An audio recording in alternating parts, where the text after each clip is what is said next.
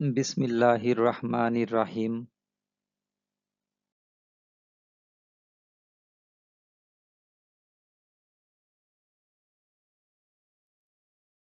সুপ্রিয় শিক্ষার্থীরা, আসসালামু আলাইকুম। আশা করি সবাই ভালো আছো। Welcome to Khan knowledge point. শিক্ষার্থীরা, তোমরা জানো খান নলেজ পয়েন্ট একাদশ শ্রেণী থেকে অনার্স, ডিগ্রি, মাস্টার্সের সমাজবিজ্ঞান রিলেটেড প্রত্যেকটা কোর্সের বিভিন্ন প্রশ্নের সমাধান দিয়ে থাকে। খান নলেজ পয়েন্টের পক্ষ থেকে তোমাদেরকে জানাই আন্তরিক অভিনন্দন। আজকের ক্লাসে তোমাদের সাথে আছি আমি MD Aman Khan, lecturer in sociology, Deokalas BLS college, Biswanath, Sylhet. শিক্ষার্থীরা, তোমরা দেখতে পাচ্ছ সাজেশন এসএসসি 2026 সমাজবিজ্ঞান প্রথম পত্র। তো সমাজবিজ্ঞান প্রথম পত্রের অনুধাবনমূলক প্রশ্নগুলো আজকে তুলে ধরলাম। তো শিক্ষার্থীরা, আজকে যে প্রশ্নগুলো ইনশাল্লাহ এখানে তুলে ধরা হয়েছে, এই প্রশ্নগুলো বিগত সময় অনেকবার আসছে এবং এখান থেকে আমরা আশা করতে পারি আল্লাহর রহমতে তোমাদের 99% কমন পড়বে। তো এরকম সম্ভাব্য কমন পড়া প্রশ্নগুলো নিয়ে আজকে আমাদের এই ভিডিওটা সাজানো হয়েছে।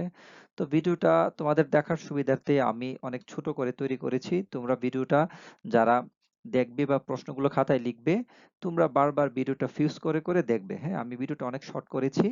তো ইনশাল্লাহ এখানে সাজেশন এইচএসসি 2026, যারা তোমরা এই 2026 সালে এইচএসসি ফাইনাল পরীক্ষা দিবে, সেন্টার পরীক্ষা, তোমাদের জন্য গুরুত্বপূর্ণ কিছু প্রশ্ন, সমাজবিজ্ঞান প্রথম পত্র অনুধাবনমূলক প্রশ্ন, যে প্রশ্নগুলো আমাদের 2 মার্কে আসে। হ্যাঁ, এই অনুধাবনমূলক কিছু প্রশ্ন আমরা তুলে ধরছি।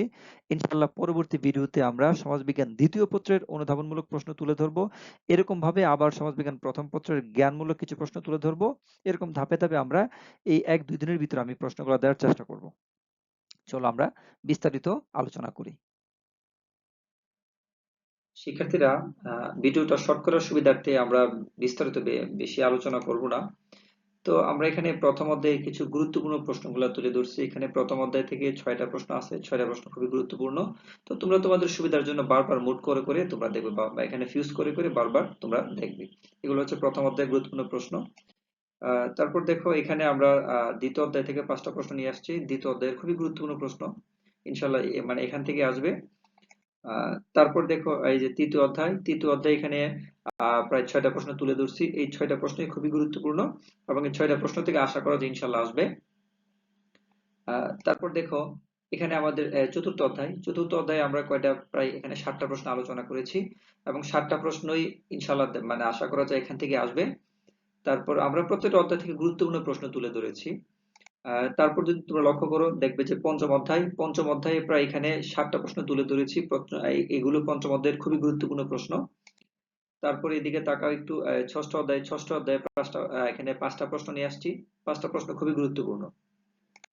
তারপরে একটু সপ্তম অধ্যায়ের দিকে তাকাও। সপ্তম অধ্যায়ে এখানে 4টা প্রশ্ন। সপ্তম অধ্যায়ের থেকে বেশি প্রশ্ন আসে না, বিশেষ করে 37, 38 এবং 40, এই 3টা প্রশ্ন থেকে বারবার ঘুরে ফিরে আসে।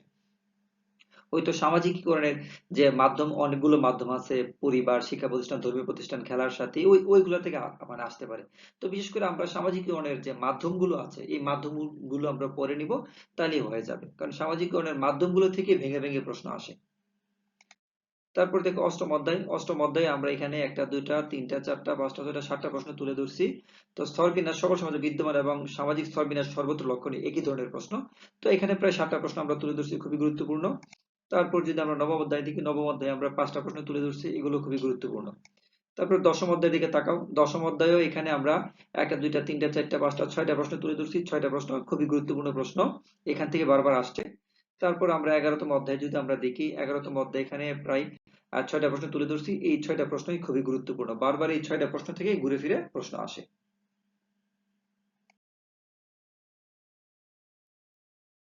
শিক্ষার্থীরা, আজকের মতো বিদায় নিচ্ছি। ইনশাল্লাহ আমরা পরবর্তী ক্লাসে সমাজবিজ্ঞান দ্বিতীয় পত্রের সাজেশন তুলে ধরবো। সবাই ভালো থাকবে, সুস্থ থাকবে। আল্লাহ হাফেজ।